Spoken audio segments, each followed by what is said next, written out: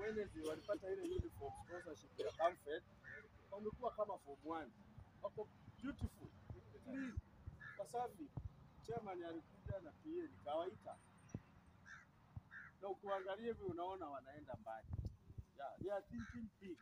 So when they come at home, preach the same gospel so that unawapush nyumbani, unawapush. Yeah, ule wakati ati atakataa kuja nyumbani, kuja shule kutoka nyumbani, no. When one lakini hatuna madarasa. Sekondari iko lakini hatuna madarasa. Tuko tu madarasa moja ambayo hata haijamalizika. Tuko tu na mahitaji mingi. Hatuna jikoni, hatuna lab, na tungeomba sana kama kuna uwezekano upange siku moja shule zikifunguliwa Januari, tunaweza kufunga shule. Jaribu upange siku moja Philip.